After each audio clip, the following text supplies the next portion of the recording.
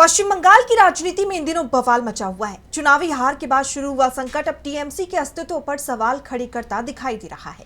एक तरफ राज्य में हिंसा और राजनीतिक टकराव की खबरें लगातार सामने आ रही हैं, तो दूसरी तरफ ममता बनर्जी की पार्टी के अंदर बगावत की आग भड़क उठी है।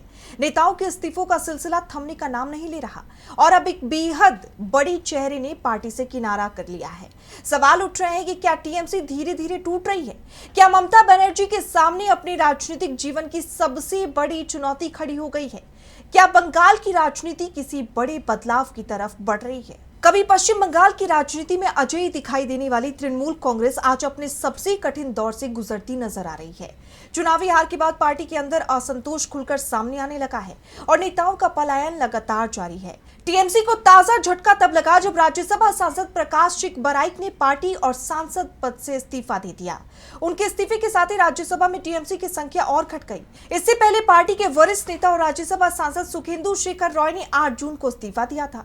इसके बाद 10 जून को सुष्मिता देव ने भी ममता बनर्जी का साथ छोड़ दिया और अब 11 जून को प्रकाश सिंह बराइक के इस्तीफे ने साफ कर दिया है कि पार्टी के अंदर सब कुछ ठीक नहीं चल रहा। महज 3 दिनों के अंदर 3 राज्यसभा सांसदों का पार्टी छोड़ देना टीएमसी के लिए किसी बड़े झटके से कम नहीं माना जा रहा। कभी राज्यसभा में 13 सांसदों वाली पार्टी अब 10 सांसदों पर सिमट चुकी है। राजनीतिक विश्लेषकों का मानना है कि अगर यही सिलसिला जारी रहा तो आने वाले दिनों में टीएमसी को और भी बड़े नुकसान का सामना करना पड़ सकता है। लेकिन संकट सिर्फ राज्यसभा तक सीमित नहीं है। लोकसभा में भी पार्टी के कई सांसदों के बागी तेवर चर्चा का विषय बने हुए हैं। खबरें हैं कि टीएमसी के कई सांसद पार्टी नेतृत्व से नाराज चल रहे हैं। इनमें कुछ बड़े नाम भी शामिल बताए जा रहे हैं। हाल ही के दिनों में इन नेताओं की बीजेपी के वरिष्ठ नेताओं और केंद्रीय मंत्री भूपेंद्र यादव से मुलाकात ने राजनीतिक चर्चाओं को और तेज कर दिया है। इस मुलाकात में बंगाल की राजनीति के बड़े चेहरे भी मौजूद बताए गए।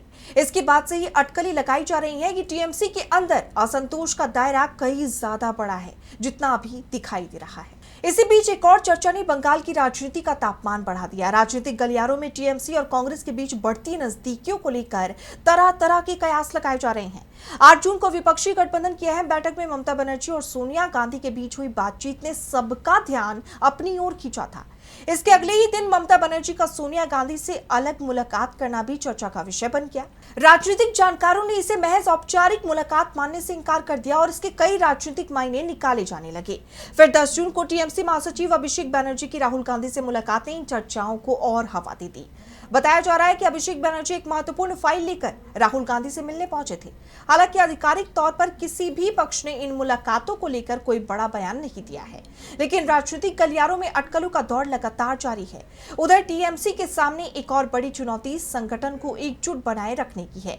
चुनावी हार के बाद कार्यकर्ताओं का मनोबल पहले से ही प्रभावित हुआ है। ऊपर से नेताओं के लगातार इस्तीफों ने पार्टी कैडर के लिए भी चिंता का विषय बना दिया है। 15 साल तक बंगाल की राजनीति पर मजबूत पकड़ बनाए रखने वाली ममता बनर्जी के सामने अब अपने संगठन को बचाने की सबसे बड़ी चुनौती खड़ी है। विरोधी दल इसे टीएमसी के पतन की शुरुआत बता रहे हैं, जबकि टीएमसी नेतृत्व दावा कर रहा है कि पार्टी पहले भी ऐसे संकटों से निकल चुकी है और इस बार भी मजबूती से वापसी करेगी। फिलहाल बंगाल की राजनीति बेहद दिलचस्प मोड़ पर खड़ी है। एक तरफ टीएमसी में बढ़ती बगावत की खबरें हैं तो दूसरी तरफ कांग्रेस के साथ बढ़ती नजदीकियों की चर्चाएं हैं। लगातार इस्तीफों ने ममता बनर्जी की मुश्किलें जरूर बढ़ाई हैं, लेकिन ममता अभी भी मैदान छोड़ने के मूड में नहीं दिख रही। अब देखना यह होगा कि क्या वो पार्टी को टूटने से बचा पाती हैं या फिर बंगाल की राजनीति में किसी नए अध्याय की शुरुआत होने वाली है।